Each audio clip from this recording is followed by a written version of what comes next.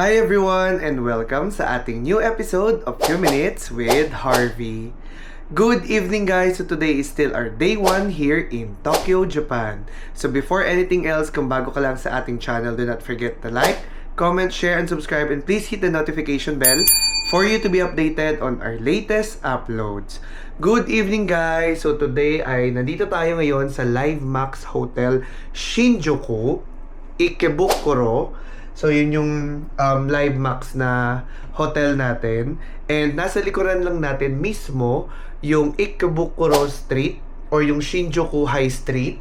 So, napili ko tong hotel na to dahil ito ay sobrang lapit lang talaga sa pinaka main station and halos lahat ng mga kailangan natin like Don Quijote, Uniqlo, GU, and ang mga sikat na kainan, nandito na rin lahat. And marami din siyang tambayan dito sa baba. Wow. So ito yung napili kong area. So kung gusto siyang i-book, guys, ilalagay na lang natin dyan sa baba yung name ng hotel and na-try natin ilagay sa description yung link kung saan natin siya na-book. Binook ko siya via Klook guys, so makaka-discount kayo sa mga influencers na meron ng Klook code. Unfortunately, wala pa tayo guys and we will be there. So for tonight's video guys, tayo ngayon ay pupunta sa tatlong hindi pa natin napupuntahan, which is the Omoide Yokocho, the Golden Guy Street, and the Yodobashi Camera. And kakain din tayo ng ramen kasi yun yung request ni Mama. Nauna na siya sa baba, naiwan ko kasi yung cellphone ko, naiwan ko din yung wifi. Ewan ko, kung mapapasin nyo, medyo masama pa rin yung pakiramdam ko dahil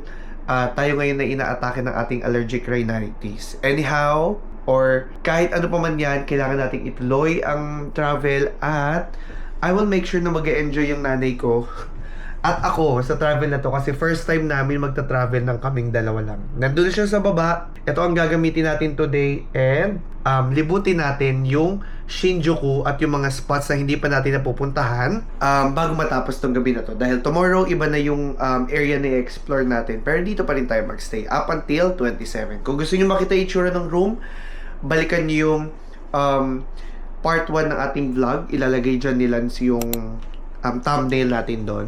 So, baba muna tayo and I'll be right back.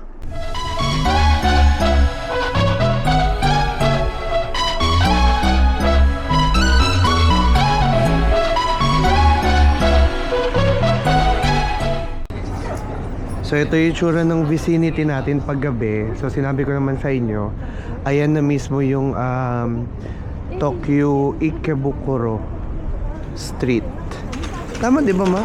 Ikebukuro nga, di ba? And then, ngayon ay pupunta tayo ng Golden Guy Street. So, pagdating natin dito, yung sa Hotel Gracery, pagkakaliwa mo, ano na, ayun na mismong High Street. So, itong area na napuntahan din namin nila mama, ni mama pala, nila tuloy, ay club, male and female club. So, kung gusto nyo mag-party-party ng ganyan yung scene, ayan, yan ang puntahan nyo.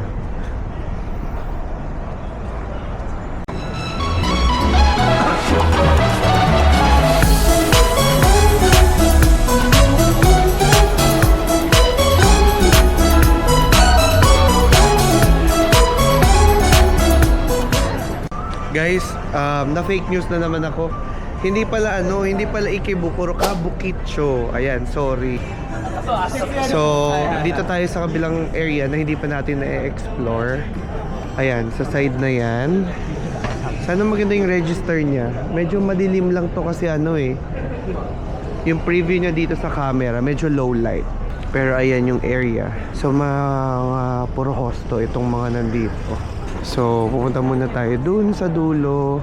Ikat muna natin kasi yung iba naman baka hindi okay na mapicturean sila. So bago tayo umabot mismo doon sa Golden Guy, so ito ay dense concentration ng over 200 tiny at thematic bars into a narrow packed rickety alley in Tokyo. So mga club siya, ay mga maliliit siya na bars na pinagsama-sama. So more or less daw 200 yung makikita natin. Kanina napuntahan na namin to ni Mama, pero masyado pang maliwanag. Ngayon mas magiging malinaw siya kasi bukas na yung mga ilaw nito dahil 8 PM na. Hindi naman kami iinom Pero sisilipin lang namin kasi part siya nung nakalista sa itinerary naming dalawa. Tsaka kailangan niya daw mapicturean ng naka CNY jacket siya. Ayun o, nag CNY jacket pa. Para daw iba outfit niya. So ito na yun. Ha? Madaming ang tao. Kanina wala eh. Nakapag-picture pa tayo ng maluwag. Pero dito, o, tingnan mo. In this site, bawal daw ang minsan sa loob. Di ba sobrang compact, sobrang liliit. Ang cute. Literal guys na compact siya, oh. Kung makikita nyo lang kung gaano siya kaliit. As in, good for 5 people. Ganun lang.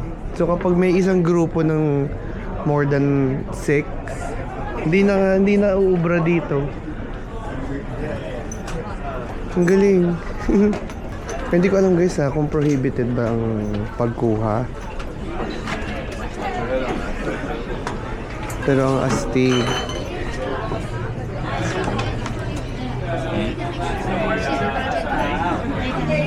Yung iba guys nag-accept ng card, yung iba hindi. Meron din nag-tour. So may mga tour din nakakasama. Yan siya, isang buong ganyan lang siya guys. Ito na yung golden guy. So mag-video lang ako sandali para sa phone ko.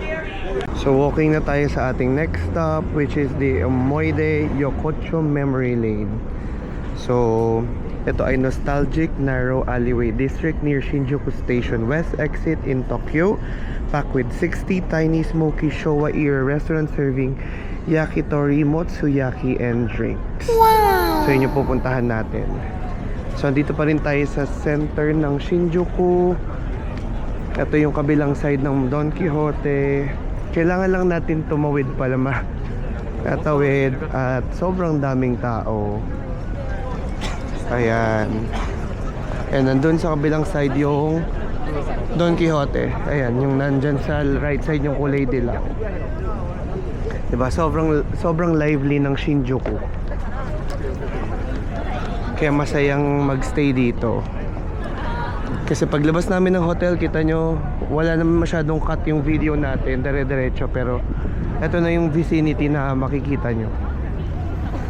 Daming British pub. British pub. So after nun, baka may makain lang kami mga skiwers, ganyan. And then, ang gwapo si kuya, oh. Ayan, makasalubong natin. Yan. Ay, sumunod pa siya.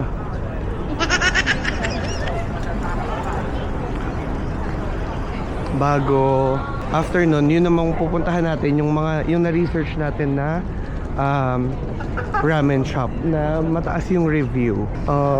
Ganyan mo ba? Magaganyan ako. Ay, mga nakatupis kanina. Perfect. Dito na lang mas maano dito. Mas mabilis. So, yan. Alam nyo guys, tinry ko mag city mapper pero hindi siya accurate. Mas accurate ang Google Maps dito. So, yun na lang yung gamitin nyo over city mapper. Kasi hindi kayo maliligaw.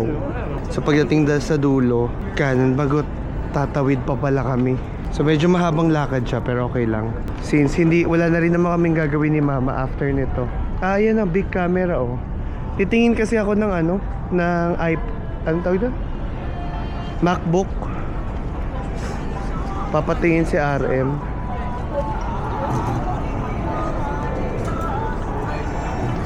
So dire-diretso lang tayo hanggang kabilang kanto guys.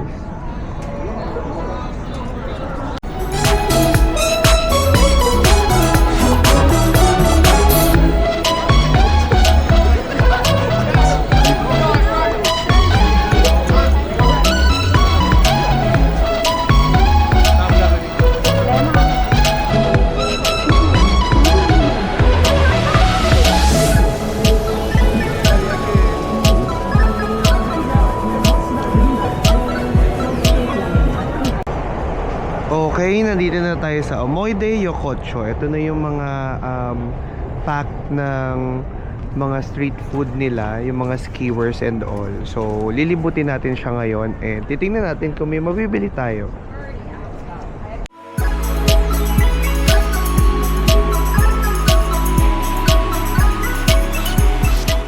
So, ayan, yung mga option nyo.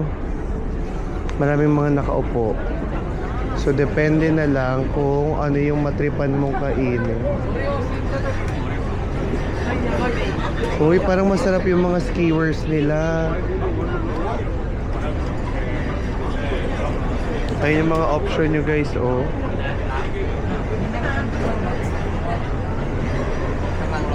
Parang masarap. So talagang tambayan siya. Ayan, oh, mga okonomiyaki. Mainit nga lang. Kung hanap niyo aircon, wag dito. Kasi mangingitim talaga kayo.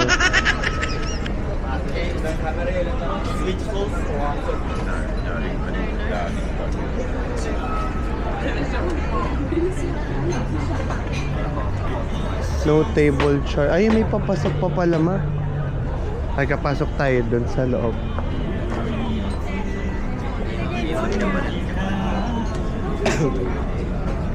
Baba na lang natin. Dami pa pala dito guys. So talagang kanya-kanyang ano na lang talaga kayo pwesto. Kung ano makita nyo masarap na kainan. Ayan yung sikat na spot na nakita natin sa picture. Ito din, oh, mukhang masarap dito. Sa atin muna itutok kasi masyadong maraming tao. Tayo lang natin maubos yung tao para makuha na natin na maayos. Okay, start na nating libutin. So masyadong maraming tao. So talagang siksikan. And expected muna na mangangamoy grill ka. Pero alam nyo naman, pag Japanese grill, siguradong masarap yan. Tama, oh.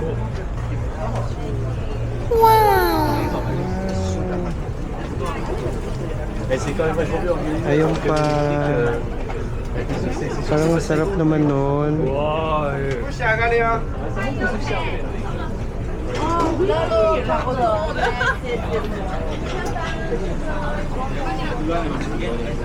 Ayan pa guys, so sarap ng picture.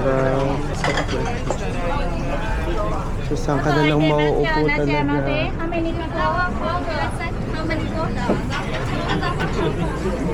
Basta na-accept ng card. Ayan, may nag-accept ng card. Parang gusto ko tuloy bumili at maupo. So ayan o guys, so ang dami o. So yun yung kabuuan ng alley. Gusto mo kumain ng kaunti, ma? Ha? Tayo upo dyan. Umanap ka ng ano, may space. Pwede naman daw credit card. Pwede naman pala card. Eh di, doon tayo sa madaming tao. Kasi meaning, Isa tayo basta, upo doon. hindi makikisiksik tayo sa kanila.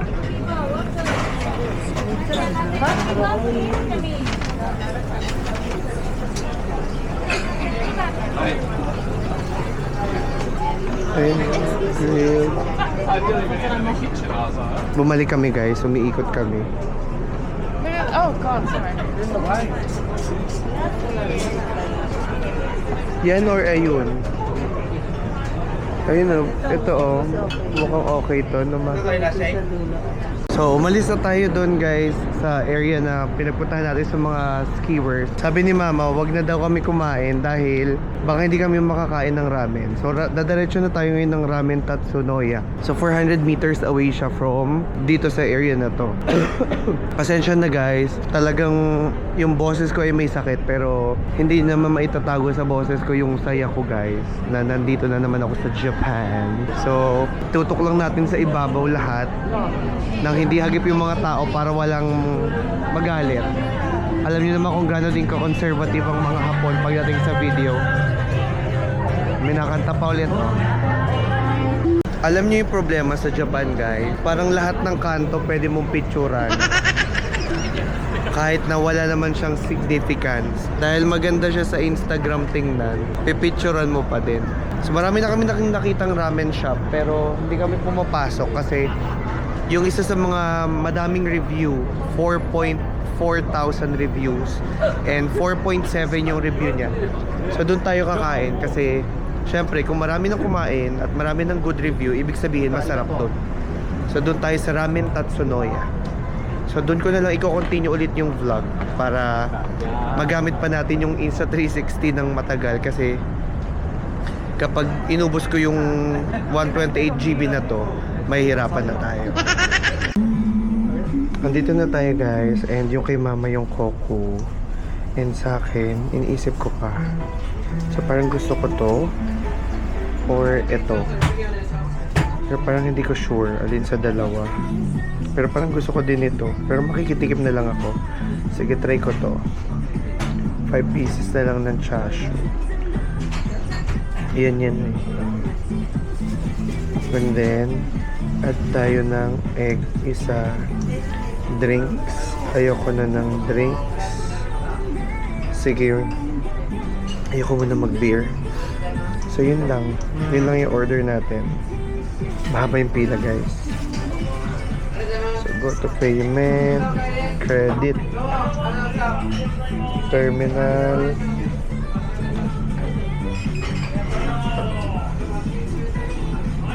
Bayad na.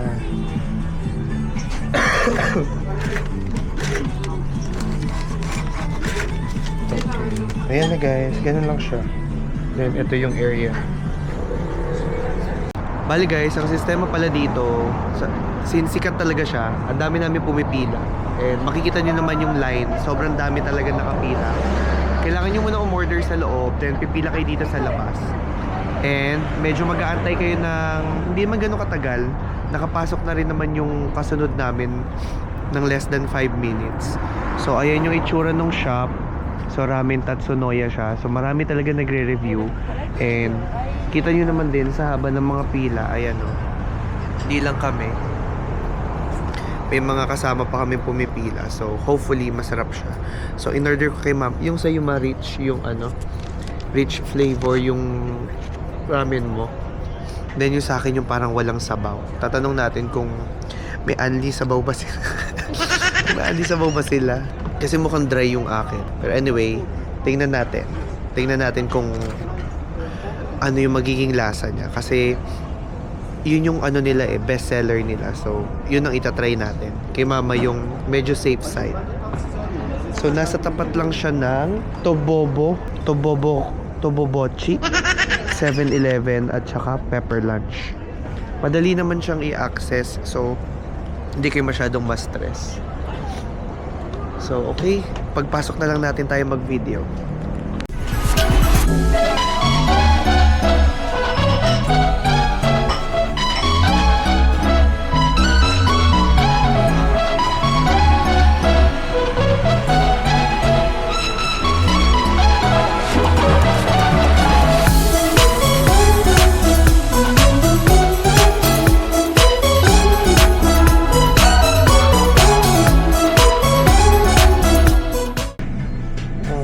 Kainan na guys, kasi sobrang dami niya.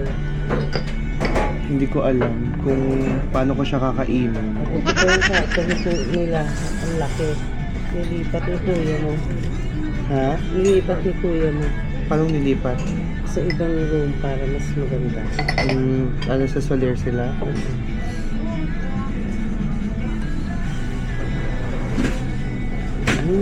Ay, sobrang dami guys.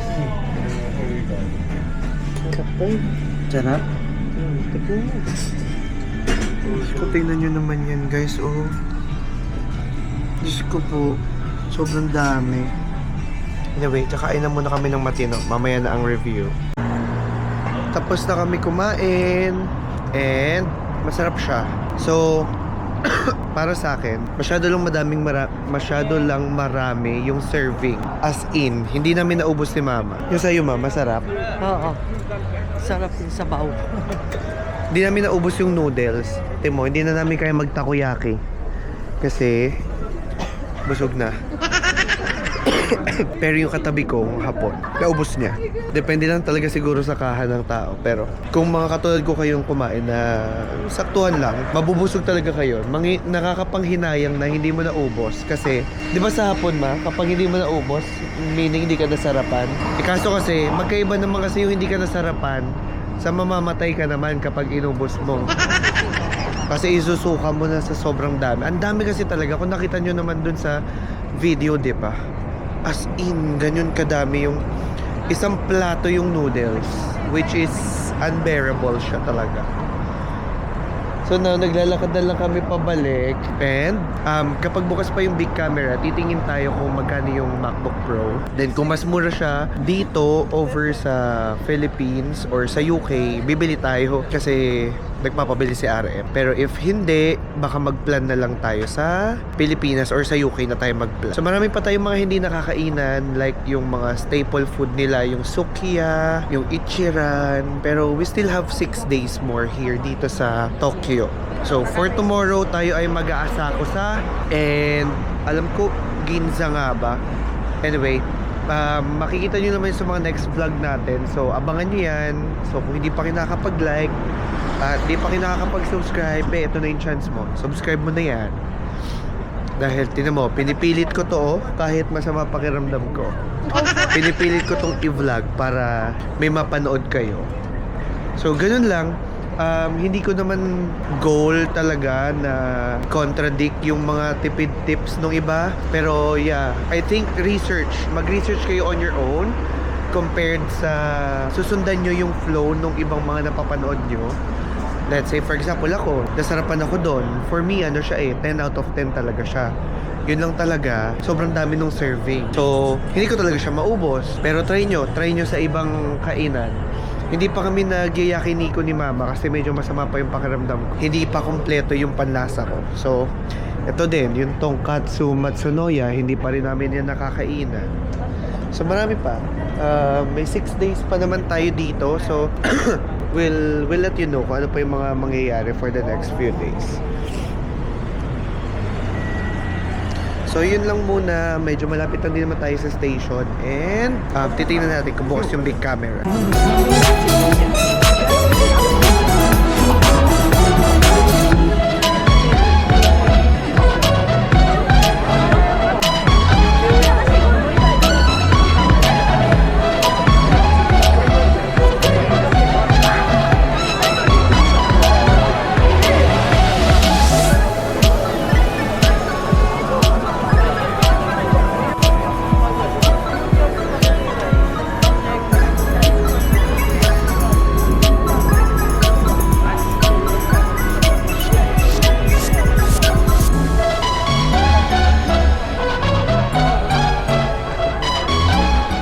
Nandito tayo ulit sa center ng Shinjuku, yung crossing ng Don Quixote and ng Kabukicho.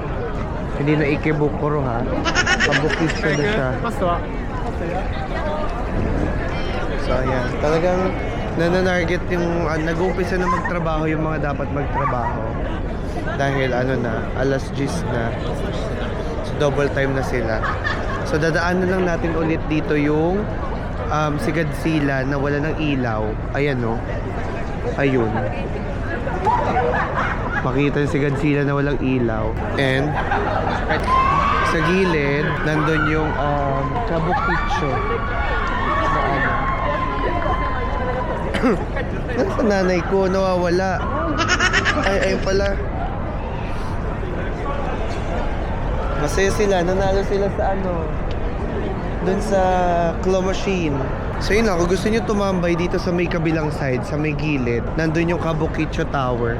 Meron doon na nagbabasking. Kung hindi nyo napanood yung dulo ng vlog ng first part natin, panoorin nyo na lang siya doon. Kasi yun yung sinundan nito. So yun lang muna guys.